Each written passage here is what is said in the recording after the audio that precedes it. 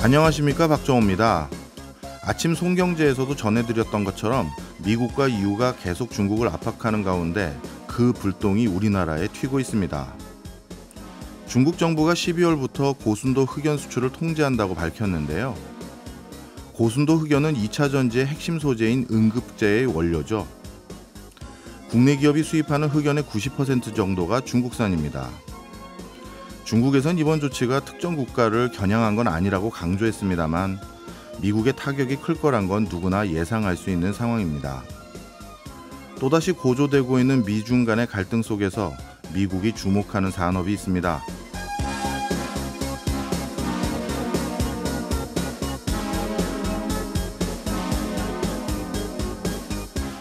바로 광업입니다. 미국 내무부는 자국의 주력 산업에 필요한 핵심 광물을 신규로 지정했습니다. 그리고 이런 광물 자원을 우방국과 미국 내에서 직접 채굴하기 위한 노력을 병행하고 있습니다. 최근 바이든 대통령은 핵심 광물 자원의 자체 생산을 위한 투자 계획을 밝히기도 했죠. 하지만 아켈 세계 광업협회장은 중국은 최첨단 제품의 원료가 되는 금속 대부분을 지배적으로 생산하고 있다고 지적하면서 중국을 대체할 다른 나라는 없을 거라고 단언하기도 했습니다. 미국과 중국 간의 자원 확보 전쟁이 어떻게 흘러갈지, 우리 산업에 미치는 악영향은 없는지 당분간 주목해야 할 듯합니다. 10월 23일 월요일 박정호의 손에 잡히는 경제 플러스 광고 듣고 시작합니다. 주식시장의 흐름을 알아보는 증시 열렸다 시간입니다. 오늘도 86번가 정광우 대표와 함께합니다. 어서 오세요. 네, 안녕하십니까? 예, 이번 주 국내 증시 일단 어떻게 흘러가고 있는지부터 볼까요? 네, 지난주 미국 증시가 하락 마감을 했습니다. 그래서 혹시 이번 주에 시작하는 우리 증시도 좀 많이 약세를 보이지 않을까? 투자자분들께서 아마 주말 동안에 걱정을 많이 하셨을 텐데 그래도 뭐 이 정도면 좀 선방을 하고 있는 게 아닌가 싶습니다. 코스피는 0.2%가량 하락이고요. 코스닥은 0.3% 정도 상승을 기록하고 있습니다. 네, 뭐 나름대로 종합주가지수 기준으로 따졌을 때는 뭐 그래도 선방하고 있는지 모르겠습니다만 개별 종목 중에는 하한가 사태가 나온 게 많더라고요. 뭐 영풍, 제지, 대양, 금속 이런 것들을 가리켜 요즘은 제2의 라더견 사태냐 뭐 이렇게 얘기도 하던데 어떤 내용입니까? 네, 지금 영풍제지와 대한금속이 하한가를 기록하고 지난주에 예. 그다음에 거래 정지에 들어갔습니다. 네. 이걸 보시면서 많은 투자자분들께서 지난 4월 달에 있었던 말씀해 주신 그 라더견 사태, 당시 SG증권발 8개 종목 무더기 하한가 사태가 아마도 기억이 바로 나실 것 같아요. 예. 근데 그때 당시를 한번 떠올려 보시면은 4월에 8개 종목, 그다음에 5월 달에도 뭐 DY, PNF 이런 종목들 두 개의 종목이 폭락 사태를 겪었었고요. 그리고 또 6월 달에는 5개 종목, 뭐 만호제강이나 이런 종목들이 또 하한가를 기록을 했었습니다. 그래서 지금 그런 좀 궁금함들이 있으실 것 같아요. 이게 왜 자꾸 반복이 되는 것이며 혹시 이번 사태는 지난 몇 달 전에 있었던 거하고 좀 차이는 뭘까? 그리고 뭐 증시에 전체적으로 미치게 될 영향은 어떤 것일까? 그런 것들이 아마 투자자분들의 궁금증이지 않을까라고 생각이 됩니다. 네, 뭐 주가의 흐름이라는 건 하향가로 똑같지만 과거 사태와 공통점 그리고 차이점이 있을 것 같아요. 어떻게 구분해서 판단하면 좋을까요? 네, 가장 큰 공통점이라고 하면은 레버리지 비율이 공이 모두 다 높았다라는 겁니다. 예. 그러니까 레버리지 비율이라는 거는 빚을 내 가지고서 그만큼 이 종목들에 투자를 많이 했다라는 이야기인데요. 뭐 가령 예를 들면은 신용 거래를 한다든지 미수 거래를 한다든지 혹은 차익 결제라고 하는데 CFD라는 거를 이용해서 지금 뭐 말씀드렸었던 그러니까 지난 4월 이후부터의 하한가 사태를 맞았던 종목들은 이런 식의 높은 레버리지 투자가 이루어졌었다라는 것이고요. 네. 또 한 가지 공통점을 찾아보자라고 하면은 이런 식으로 레버리지를 높게 일으켜 가지고서 투자를 하게 되면 결국엔 근데 이게 소위 말해서 다른 누군가에게 후속 투자자에게 던지고 나올 수가 있어야 되는 거잖아요. 그 던지는 그러니까는 그것을 받을 수 있는 수급으로서 당시에 이들 이들 종목들은 과거에 나왔던 종목들은 제가 생각할 때에는 어떤 걸 노렸냐라고 하게 되면은 우리가 흔히 말하는 패시브 수급이란 게 있습니다. 예. 이게 뭐냐 하면은 각종 지수에 편입이 되는 거죠. 코스피 200, 코스닥 150, 뭐 FTSE 지수, MSCI 지수 이런 데 편입이 되면 기관 투자자 혹은 외국인 투자자들의 매수세가 들어오게 됩니다. 예. 그러면 거기에다가 본인들이 이렇게 뭐 소위 작전을 한 자금들이 높게 레버리지를 써가지고 가지고 있다가 그와 같은 기관이나 외국인 패시브 이제 매수세에다가 다 던지고 나올 수가 있는 예. 이게 바로 소위 말하는 출구 전략, 엑시트 플랜이다라고 할 수가 있거든요. 예. 근데 그와 같은 각종 지수에 편입되기 위한 가장 중요한 조건은 뭐냐 하면은 그 종목의 시가총액이 많이 커져야 됩니다. 즉 주가가 많이 올라야 된다는 예. 뜻인데요. 그러기 위해서 시가총액이 뭐 한 2조에서 3조 정도는 되어야 여러 지수에 현실적으로는 편입이 될 수가 있거든요. 예. 근데 이번에 보시게 되면은 영풍재지의 경우에는 가장 주가가 높았을 때 기준으로 시가총액이 2조 5천억, 2조 6천억 정도까지 갔었습니다. 예. 그래서 실제로 지금 이와 같은 하한가 및 거래 정지가 나오기 직전까지만 해도 다가올 코스피 200 지수 편입 예상 종목 종목군에 영풍재지가 포함이 되어 있었던 상황이었어요. 그러니까는 만약에 이와 같은 일이 한두 달만 더 늦게 벌어졌다라고 하면은 예. 코스피 지수와 같이 각종 지수에 다 편입이 되면서 어찌 보면은 지금의 이런 그 사태가 밝혀지지 않고 넘어가 버릴 수도 있게 되었었던. 그러니까 성공적으로 엑시트를 해버리게 되는 것이죠. 예. 그럴 수도 있었다라는 점. 그래서 이와 같은 각종 지수에 편입되는 거를 아마 노리지 않았을까라는 것도 이번 사태의 이제 공통점이다라고 말씀을 드릴 수가 있을 것 같습니다. 다만 근데 차이점도 존재를 합니다. 앞서 지난 4, 5, 6월에 있었던 그런 이제 폭락 사태를 일으켰었던 종목들의 특징이다라고 하면은 거래량이 적었어요. 예. 그리고 대주주의 보유 비중이 높거나 혹은 자기 주식의 비중이 높아서 실질적으로 증시에서 거래가 가능한 이제 우리가 흔히 유통 비율이라고 하죠. 그 유통 비율 자체가 굉장히 낮은 종목들이었습니다. 소위 말해서 일정 부분은 품절주의 성격을 보였던 주식들이거든요. 근데 이번의 경우에는 이런 품절주의 성격을 보이면서 꾸준히 우상향해서 주가가 올라가는 종목들은 뭔가 좀 금융당국의 조사를 받더라. 네. 혹은 뭔가 터지더라. 투자자들이 의심하더라. 그런 거를 신경을 쓴 느낌이 있습니다. 뭐냐 하면 거래량이 적지가 않아요. 이걸 두고서 지금 일각에서는 자체적으로 지금 이 작전에 동원된 세력들끼리 본인들끼리 고의적으로 주식을 사고 팔아가지고서 네. 거래량을 일부러 좀 많이 만들어낸 것이 아닌가 싶을 정도로 이번은 그 전과 비교해서는 훨씬 더 세심하게 작업이 들어간 주식이지 않느냐라는 생각이 들고요. 또 마지막으로 오늘 아마 요 점에 대해서 좀 더 중점적으로 말씀드리려고 하는데 차이점이다라고 하면은 예. 그전에는 사건이 터졌을 때 여러 증권사에서 동시다발적으로 터졌습니다. 예. 근데 이번에는 한 군데 키움증권에서만 요 사태가 터졌다라는 점도 특이점입니다. 네.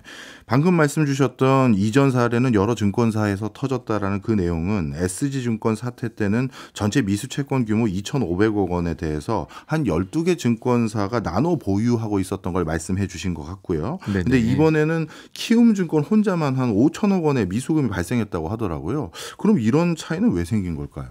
네, 이게 가장 큰 차이점이다라고 할 수 있는데요. 지난 SG증권 사태 이후로 증권사별로 개별적으로 리스크 관리에 신경을 많이 썼습니다.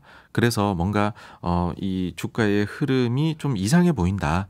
혹은 이제 거래소에서 주의 종목으로 지정하거나 이렇게 해버리면 그러면 레버리지를 낼 수 있는 정도를 극단적으로 줄여버렸어요. 임의적으로. 그를 통해 가지고서 소위 말하는 리스크 관리에 나섰던 것이죠. 예. 그런데 다른 증권사들과 다르게 키움증권에서는 지금 요번에 하한가 사태를 겪은 이들 종목에 대해 가지고서 레버리지 비율을 낮추지를 않았어요. 비교가 좀 극단적으로 될 수 있을 것 같은데 다른 주요 증권사들은 모두 다 아예 이들 종목에 대해서 B2를 금지시켜버렸던 반면에 예. 키움증권에서는 이걸 그대로 놔뒀었거든요. 예. 그러다 보니 지금 이들 종목에 동원된 계좌가 지금 대부분이 지금 키움증권이지 않느냐. 몰린 거군요. 네, 그렇습니다. 예. 이런 얘기가 나오고 있고 그러다 보니 이게 지금 하한가에 거래 정지가 들어와 버리니 키움증권이 소위 말해 독박을 써가지고서 굉장히 큰 미수금 규모를 껴안게 되었다. 그러니까 이게 놀라운 것이 일단 미수 채권의 규모 자체가 2배라는 거. 예. 이제 2개 종목에 불과한데도 말이고요. 예. 그다음에 이거를 과거에는 12개 증권사가 나눠 가졌는데 하나가 다 가지고 있다라는 것은 매우 특이점이지 않느냐 그렇게 생각이 듭니다. 네. 일단 그러면 키움증권과 관련돼서 거래를 하고 계시거나 거기에 계좌를 튼 분들이 제일 걱정할 건 5천억이나 지금 미수금이 생겼는데 키움증권 자체는 안전한지 이게 궁금하실 것 같고요. 두 번째는 이게 전방위적으로 주식시장의 금융 시스템에는 문제가 없는지 이것도 궁금할 것 같은데요. 네, 뭐 결론부터 말씀을 드리면은 물론 엄청 큰 금액입니다. 그렇지만은 걱정하시는 그런 사태까지는 이어지지 않을 것이다라고 네. 생각을 해요. 왜 그러냐면 키움증권의 2분기 말 기준으로 자기 자본이 약 5조 원 정도가 됩니다. 그래서 5천억이 매우 큰 금액이기는 하지만은 생각보다 자기 자본을 잘 쌓아두었다라는 거고요. 예. 그리고 상반기에 거둔 키움증권의 순이익이 4천억이 넘습니다. 그래서 물론 이게 지금 상반기에 벌어둔 돈을 다 까먹을 정도의 최악의 경우에는 큰 뭐 손실 금액이다라고 하지만은 이게 또 추심도 들어가고 할 거기 때문에 예. 전부 다 못 돌려받는다라고 우리가 보기 어렵다라고 하면은 일단은 이익 체력 내에서의 일이다. 그래서 엄청 크게 일이 발생한 것은 사실이나 전체 시스템적으로 우리가 문제가 전이될 것이다라고 보기는 어렵다라고 생각을 합니다. 예. 다만 이제 요 일을 겪고 난 이후에 키움증권에서 내린 후속 조치가 저는 조금 아쉬움이 있다라고 생각이 들어요. 저는 이거를 좀 자라보고 놀란 가슴 소뚜껑 보고 놀라는 격이다라고 생각을 하는데 예. 키움증권이 지금 다른 증권사하고는 다르게 리스크 관리에 일정 부분 실패를 한 거잖아요. 예.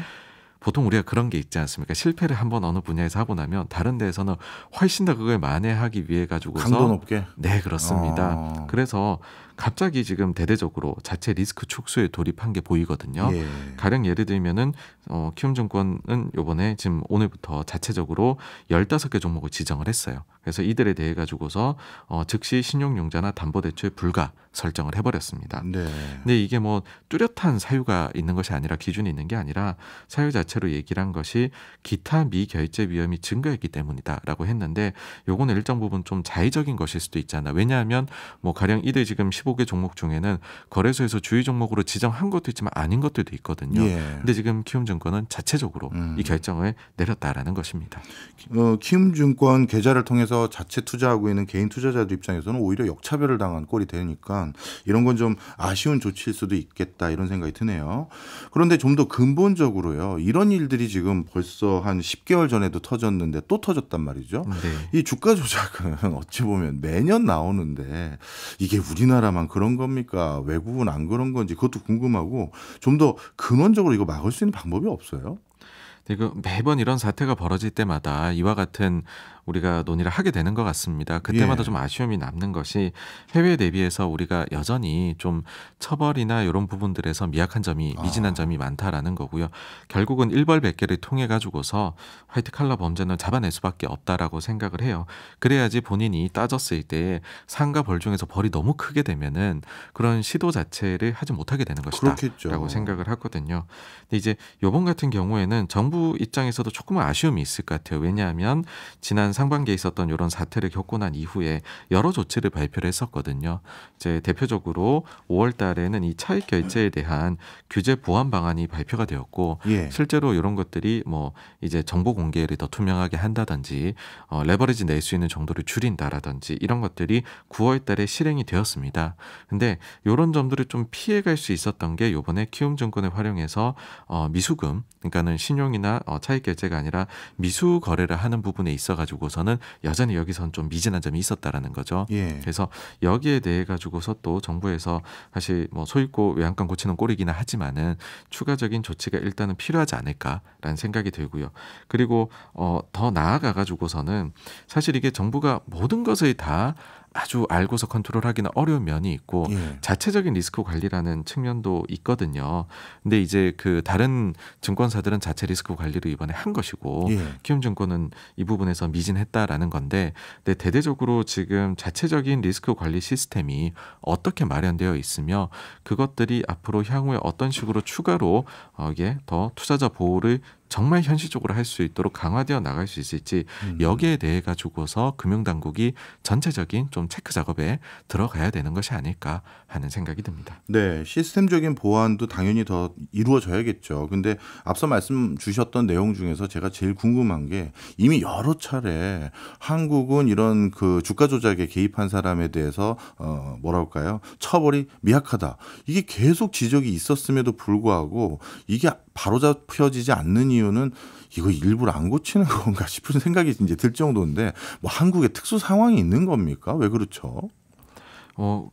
제가 생각을 할 때에는 기본적으로 우리가 화이트 칼라 범죄에 대해 가지고서 그 영향 미치는 사회에 미치는 영향이 예. 얼마나 심각한지에 대한 그런 인식이 좀 결여되어 있는 것이 아닌가 싶습니다. 그러니까 예. 그 미국 같은 경우에는 몇몇 대규모 금융 그 이제 사건들이 벌어졌었을 때에 그 형량 나오는 것이 우리가 뭐 흔히들 알고 있는 그러니까는 본인의 그런 이제 뭐 100년 이상 이렇게 나오는 것들을 종종 보게 되잖아요. 예, 맞아요. 네, 그런 식으로 우리도 이 화이트 칼라 범죄가 실제 피해자들에게는 삶의 터전이 정말로 무너질 수 있을 정도로 그렇죠. 어마어마하게 심각한 일이다라는 인식이 우선이지 않느냐. 예. 그러면은 그걸 가지고서 그 뒤에는 강력한 처벌을 내릴 수 있는 그런 사회적인 분위기가 만들어지지 않을까라고 생각을 해요. 그래서 이거는 처벌이 지금 점점 더 강해지고는 있습니다. 근데 그 속도를 지금보다는 훨씬 높여야 되지 않을까 싶습니다. 네, 미국의 어느 저 판사의 판례를 한번 읽어봤더니요, 이 주가 조작과 관련해서 이런 표현을 써놓으셨더라고요.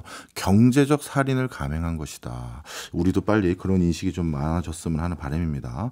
다시 증시 얘기로 좀 돌아가서요. 최근 자산 시장이 약세로 보이고 있는데 이런 게 어떤 요인으로 주로 평가하세요? 저는 그 매크로 요인하고 마이크로 요인이 줄다리기를 하고 있다라고 생각을 합니다. 요걸 이제 좀 더 그 우리말로 풀어서 해보면은 그 소위 말해 각종 경제 지표들 금리나 이런 거를 비롯한 그게 매크로 요인이라 할 수 있을 거고요. 예. 근데 기업 그 자체가 지금 보여주고 있는 뭐 실적이나 미래에 대한 이제 목표치. 목표치 이런 것들 사이에서 서로 간에 괴리가 발생했다라는 거죠. 지금 금리가 올라가고 막 이런 것들을 보게 되면은 당장이라도 무슨 일이 생길 것만 같은 두려움이 들거든요. 예. 그런데 막상 또 지금 기업들 실적 시즌이어서 발표를 하고 있는데 실적이 나오는 거 보면 괜찮다라는 거죠. 특히나 또 그런 기업 실적에 조금 선행해서 움직이는 우리나라의 수출 데이터 같은 경우에 오늘 보니까는 10월 20일까지의 속보치도 나왔더라고요. 근데 그 나온 것이 이제는 또 완전히 플러스로 돌아섰어요. 예. 그래서 향후 그러니까 한국의 수출 데이터 하고요. 글로벌 기업들의 이익에 대한 추정치 사이에는 한국의 수출 데이터가 대단히 선행성을 가집니다. 그래서 이걸 따라서 거의 글로벌 기업들의 이익이 움직이는데 예. 이게 지금 계속 반등을 해주고 있거든요. 예. 그래서 이걸 보게 되면은 한쪽에서는 좋아 보이는 게 있는데 다른 한쪽에서 너무나도 우려할 만한 또 미국채 10년물이 5% 넘어가면 무슨 일이 당장 일어나지 않을까 그런 걱정들이 모여가지고서 지금 증시를 공포 상황으로 몰아넣는 게 아닌가 싶은데 현실에서는 지금 반등이 오히려 나타나고 있다라는 네. 점도 주목해 보시면 어떨까 싶습니다. 마이크로한 기업 실적은 좋아지는데 매크로와 관련된 지표에 대해서는 부담감, 우려감을 갖고 있는 굉장히 특이한 상황이네요. 알겠습니다. 이번 주 주요 발표 내용이라든가 우리가 주목해야 될 건 뭐가 있을까요? 이번 주에도 말씀드린 그 두 가지 간에 어느 쪽이 힘이 센지 힘겨루기가 벌어지게 됩니다. 예. 일단 기업 단으로 보게 되면 주요 기업들의 실적이 발표됩니다. 알파벳, 마이크로소프트, 메타, 아마존. 다음 주에는 애플까지 나와서요. 예. 이번 주 다음 주를 하게 되면은 3분기 실적 시즌은 거의 끝난다. 예. 이렇게 볼 수 있습니다. 대어들이 다 나오니까요. 그리고 이제 그 매크로 상황은 어떠냐면은 3분기 GDP 가 이번 주에 발표가 미국이 되고요. 그리고 PC 물가 지수가 나오게 되는데 과연 정말로 경기가 재가속화되는 게 보이는지 혹은 물가가 추가로 안정화되는 게 보이는지 여기에서 판가름이 날 것 같습니다. 알겠습니다. 벌써부터 다음 주 월요일 증시 열렸다 코너에 무슨 말씀 해주실지가 기대가 되네요. 알겠습니다. 지금까지 정광호 대표였습니다. 고맙습니다. 감사합니다. 저희는 광고 듣고 2부로 돌아오겠습니다. 친숙한 기업 이야기로 경제와 친해지는 신기반기 레드칩 시간입니다. 오늘도 카운트의 신기주 대표 나왔습니다. 어서 오세요. 네, 안녕하세요. 예, 오늘은 또 어느 기업인가 하고 두근두근 네. 거리는 마음으로 원고를 봤더니 또 한때 추억의 대명사 게임기, 플레이스테이션, 게임기, 또 워크맨, 네, 워크맨. 바로 소니네요. 네, 소니 맞아요. 소니가 좀 잘 나가요. 10년 전만 해도 소니 좀 힘들었잖아요. 네. 그러니까 이게 워크맨 만드는 회사인 줄 알았더니 퇴사맨을 양산하는 회사가 됐었어. 근데 지금은 완전 달라졌어요.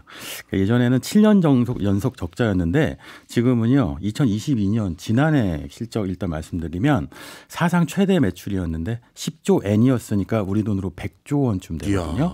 와, 영업이익도 10조 원이었고요. 물론 이제 삼성전자하고 비교하면요. 삼성전자 같은 경우는 지난해가 300조 원 매출이고 영업이익이 43조니까 역시 삼성이 소니를 압도한다. 그렇죠. 좋다. 이렇게 얘기할 수 있는데 사실 기업 실적을 보는 핵심 중에 하나가 추세잖아요. 추세. 예. 보면 삼성전자 같은 경우는 영업이익이 감소했어요. 그것도 무려 16%나. 반면에 소니의 경우에는 매출은 16% 늘고 영업이익도 늘었어요. 그러니까 순이익도 늘었고. 예. 그러니까 특히 또 하나는요. 이게 결산법인이 3월 결산법인이 있잖아요. 그러니까 예. 1분기 결산법인. 그 소니가 그런 경우거든요. 그러니까 올해 1분기까지 또 쭉 좋았다는 얘기고 사실은 올해 그러니까 2023년 목표도 지난해만큼이에요. 근데 이것도 굉장히 보수적으로 잡은 거거든요. 그러니까 뭐냐면 엔화 약세가 계속되지 않을 것 같다라는 네. 우려가 있었는데 그러니까 그러면 목표를 높게 잡으면 안 돼 이러는데 지금 계속 약세잖아요. 그렇죠. 그러니까 내년 실적 좋을 것 같아요. 그러니까 2023년 실적도 그러니까 소니가 부활했다는 거는 자타 공인입니다. 야, 이 다 망해가던 소니 그리고 우리나라 입장에서는 우리 삼성이 소니를 제꼈다. 네. 그래서 이제 우리 모두 이제 기분 좋았던 시절이 맞아요. 엊그제 같은데 다시 살아나는 분위기인데 맞아요. 도대체 이렇게 부활하게 된 이유가 뭔가요? 이름 바꿔서 소니에서요. 소니 그룹으로 바꿨더라고요. 네, 2021년에 바꿨거든요. 근데 이게 그 단지 이름만 바꾼 게 아니에요. 의미가 좀 더 있는데 뭐냐면 소니라는 게 원래 전자회사잖아요. 예. 1946년에 창업했는데 그때 이름이 도쿄 통신공업 주식회사. 그러니까 제조사였다는 뜻이고 예. 그리고 58년도에 소니로 바꿨는데 이거는 해외 시장 진출하는데 도쿄 통신공업 주식회사 이거로는 안 되니까 예. 발음 좋은 소니로 바꾼 거예요. 63년 만에 소니 그룹이 됐거든요. 예. 우리한테는 그룹 되면 아니 뭐야 이거 재벌된 거야 일 수 있지만 소니는 전자회사가 아니라 이제는 게임, 전자, 음악, 반도체, 금융, 영화까지 그러니까 6개 사업 부문을 영위하는 예. 그룹 회사가 됐다는 거예요. 예. 그리고 심지어 이름만 바꾼 게 아니고 지주회사 체제로 바꿨거든요. 예. 그러니까 이게 얼마나 큰 의미가 있냐면 일단 전자가 6분의 1이 된 거죠. 예. 원래는 전부였어요, 소니에. 그러니까 예전에 삼성그룹에서도 이런 얘기 있었잖아요. 삼성에는 삼성전자와 삼성 후자가 있다. 그러니까 삼성전자가 너무 잘 나가니까. 예. 그러니까 소니 안에서도 소니 전자하고요, 소니 후자가 있었어요. 그러니까 소니 전자 위주로 모든 결정이 이루어지고, 근데 문제는 뭐냐면 말씀하셨다시피 소니 전자는 삼성전자한테 완전 망했잖아요. 그럼요. 이제 패퇴. 네. 맞아요. 이제 네. 해외 호텔 가면 어렸을 때는 소니 TV가 많았거나 뭐 네. 이런 것들이 많았는데 지금은 전부 소니 제품 찾아볼 수가 근데 이게 없어요. 그 소비자들도요, 호텔 가서 소니가 있으면 이 호텔 왜 이래? 맞아요. 그런 소리도 있죠. 이렇게 되잖아요. 네. 삼성, LG 있으면 이 호텔 특성급 이렇게 되는 거고요. 브랜드들이 완전히 바뀌어 있는데 그런데 소니는 언제까지나 워크맨, 뭐 TV 옛날 생각만 한 거예요. 예. 그러니까 그 혁신을 하려고 해도 소니 전자 때문에 못 하는 거죠. 아이러니한 게 과거의 성공이 지금의 성공을 가로막고 있는 거예요. 그러니까 어떤 경우까지 있었냐면요. 소니가 정말 잘 나갈 때 일본이 정말 잘 나갔죠. 그때 뉴욕에 부동산도 많이 샀잖아요. 예. 그 당시에 소니 전자가 샀던 소니 아메리카 본사를 매각한다고 하니까 소니 전자 이제 오비들 선배들이 와갖고 아니 우리의 혼이 담긴 건물을 어떻게 파느냐. 아니 회사가 망해가는데 부동산 팔아야 되는데 못 판다고 막 막는 거예요. 예. 이게 뭐냐면 자존심을 지키는 겁니다. 자존심이 반맥을 주는 게 아니거든요. 근데 소니가 옛날에요. 제일 먼저 만든 첫 제품이요. 예. 밥솥이었어요. 밥솥이에요? 라디오가 아니군요. 네, 처음 전기 밥솥 만들고 그다음에 라디오를 만들었는데 예. 이 자존심 때문에 밥솥을 깨버린 거죠. 7년 연속 적자인데요. 이게 뭐 어떤 문제가 있냐면 야구팀도요. 네. 연패는 문제가 있어요. 네. 질 수는 있죠. 예. 7년 연속 적자는요. 뭔가 구조적 문제가 있는 거예요. 그건 문제가 있죠. 네, 그런 것들 때문에 소니가 너무 힘들었는데 근데 지금 10년 만에 그 안에 있던 많은 문제들을 해결한 거죠. 말씀드린 것처럼 소니 전자만이 아니라 소니 그룹이 되면서 함께 가는 그룹사가 되면서 이제 매출도 여러 가지로 분산되는 그런 회사가 된 겁니다. 네, 이렇게 일본이나 우리나라나 어떻게 보면 탑다운 방식으로 의사결정 구조가 이루어지는 회사들 같은 경우 윗사람이 선언적으로 비전적으로 우리 이렇게 하자 하는 경우만 있는 경우도 있는데 네. 우리 매년 초에 회장님이 또는 사장님이 뭐 비전 선포하면 사실 아무것도 안 바뀌잖아요. 우리는 알잖아요. 그런데 이번에 소니는 진짜 바뀐 겁니까? 이제 그러니까요. 전자회사가 아닌 거예요? 네, 전자회사가 아니고 쉽게 얘기하면 플레이스테이션 회사예요. 물론 플레이스테이션 말고도 영화도 있고 음악도 있습니다만 플레이스테이션을 설명드리면 소니가 얼마나 바뀌었는지 설명드릴 수 있을 텐데 대표적인 게임이죠. 뭐 교수님도 정말 좋아하시는 저 게임. 엄청 좋아했어요. 제가 얼마나 좋아하냐면 플레이스테이션 5가 2천만 대 이상 팔렸어요. 1년 만에요? 네, 이건 1년 만에 와. 2천만 대 팔렸습니다. 근데 이게 끝이 아니에요. 예. 그러니까 여기에 타이틀 팔릴 거 아니에요. 예. 타이틀 중에 저는 안 해봤는데 갓 오브 워 라그나로크란 게임 아시죠? 네. 이 게임이 1,000만 장 이상 타이틀이 팔린 거예요. 그러면 플레이스테이션 게임기 팔았죠. 소프트웨어 하드 타이틀 팔았죠. 심지어 출시 첫 주에는 500만 장 팔렸으니까 정말 인기였는데 이야. 이게 끝이 아니고요. 플레이스테이션 플러스라는 이제 구독 경제 모델이 있는데 네. 여기에 가입하면 옛날 게임은 무료로 다운받을 수 있고 그리고 이제 교수님하고 저하고 같이 네트워크 게임을 막 할 수 있는 거예요. 그렇죠. 온라인에 접속해서. 맞아요. 한 850엔, 이러고 8,500원쯤 내면 되는 건데 이렇게 되면 그러니까 이렇게 하는 회원 수가 5천만 명. 네. 그리고 이제 MAU라고 하죠. 월 예. 활성 사용자 수가 1억 1천만 명. 이러면 이게 바로 하드웨어 팔죠, 소프트웨어 팔죠, 여기에 생태계까지 파는 거예요. 그러니까 이게 이렇게 만든 회사가 우리 아주 익숙한 회사가 있죠. 애플 하나 있었잖아요. 아, 그렇네요. 맞아요. 애플이 아이폰 팔죠. 거기다 이제 컨텐츠 팔죠.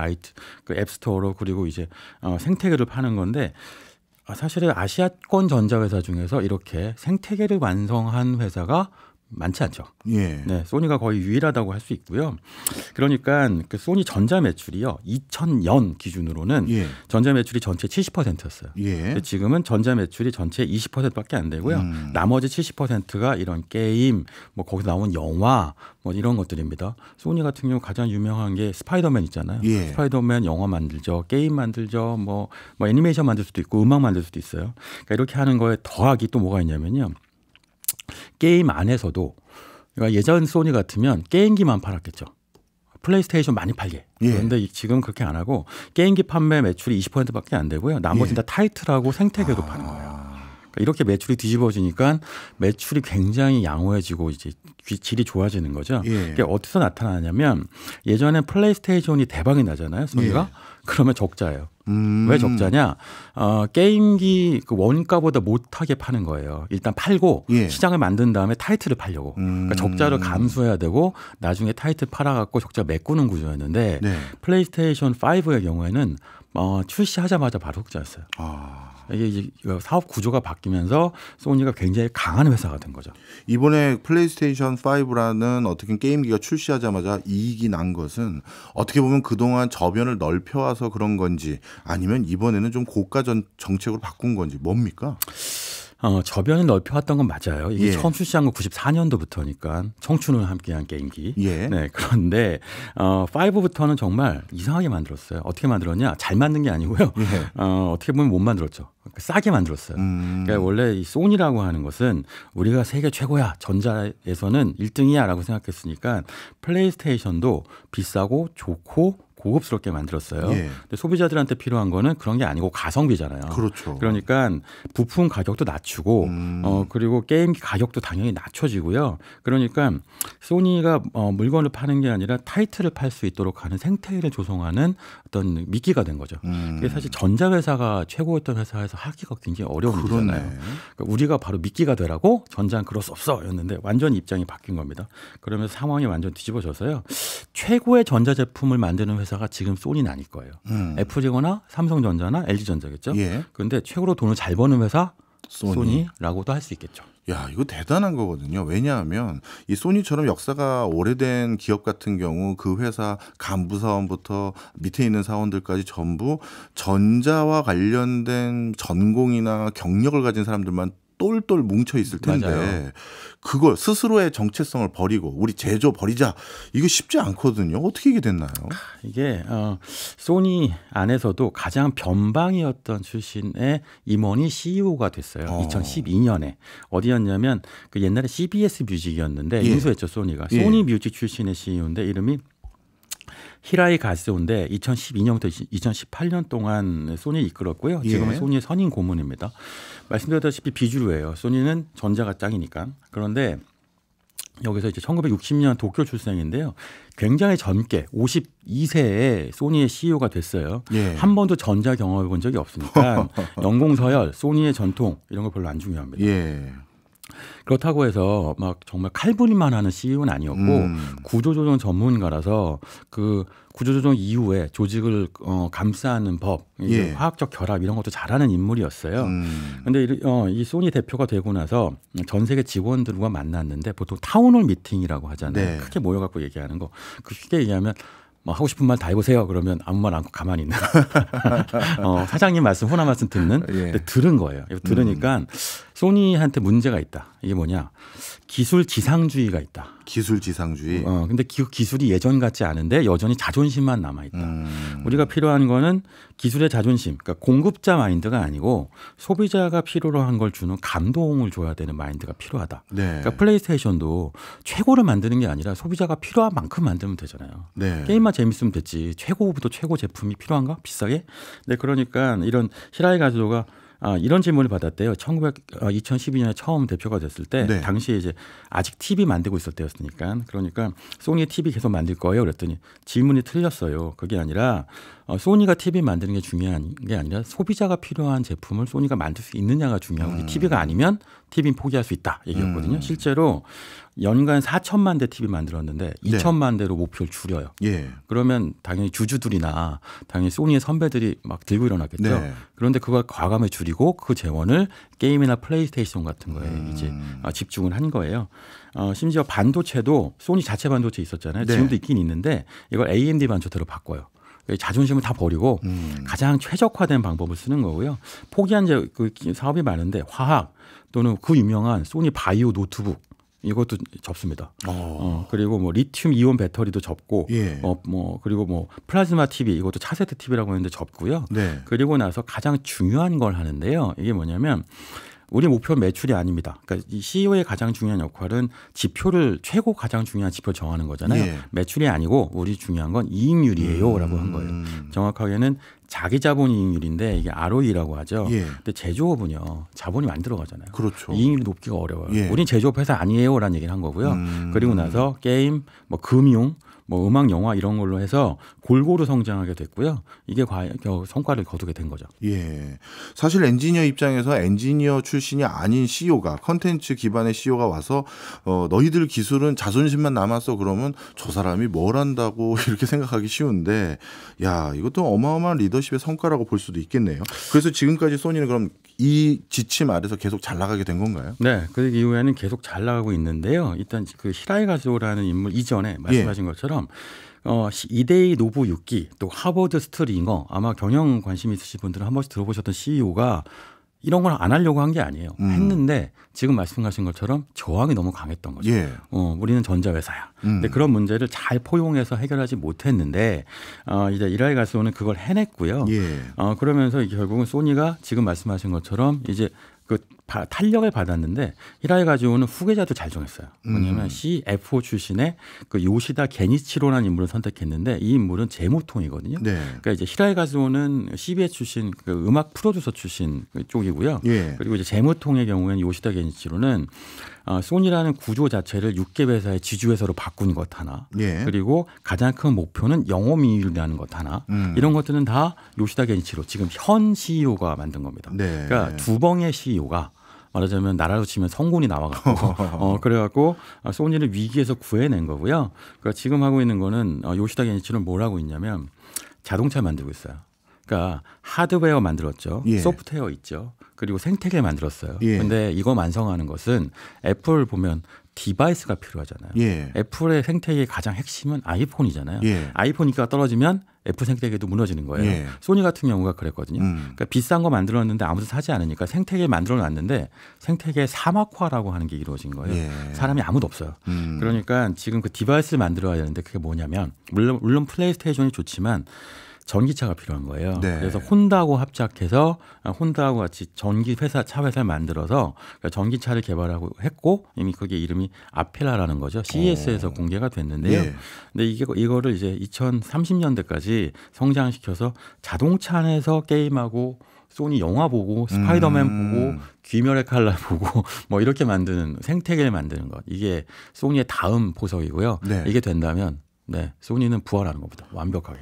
무서워지겠는데요. 왜냐하면 우리가 컨텐츠를 소비하려면 뭔가 자기만의 시간, 공간이 필요한데 사실 저 같은 경우도 운전하면서 이동하는 시간이 많기 때문에 하루에 그 시간만 합쳐도 한 3시간 되거든요. 네. 그런데 소니에서 그 시간을 공략해서 뭔가 컨텐츠와 특히 게임을 제공한다 하면 저는 게임하면서 방송국 갔다가 게임하면서 다시 학교로 가거나 그러겠는데요. 자율주행 자동차라고 하는 게 바로 그런 시간을 걸어주는 거잖아요. 그 시간을 소니가 노리고 있는 거예요. 그게 앞으로 이제 미래의 전장이 되는 건데 운전할 일이 없으니까 앞에 CEO들도 그걸 하려고 했어요. 사실 소니의 창업자였던 그 모리타 아키오라는 유명한 그 창업자도 결국은 소프트웨어 하드웨어의 양바퀴로 간다였는데 이거를 해낸 건 정작 소니가 아니고 애플이었던 거죠. 그렇군요. 애플한테 꿈을 뺏겼다가 다시 꿈을 되찾고 있습니다. 알겠습니다. 우리 삼성, LG 등등의 우리나라 회사들도 더욱더 분발해야겠네요. 지금까지 신기주 대표였습니다. 고맙습니다. 네, 고맙습니다. 지금 듣고 계신 곡은 015B의 이젠 안녕입니다. 소니 워크맨이 활개를 치던 시절 대표적인 곡 하나 골라봤습니다. 박정호의 손에 잡히는 경제 플러스는 내일 11시 5분에 다시 찾아오겠습니다. 고맙습니다.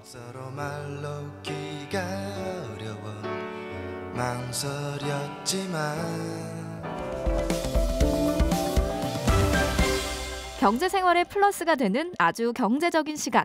박정호의 손에 잡히는 경제 플러스.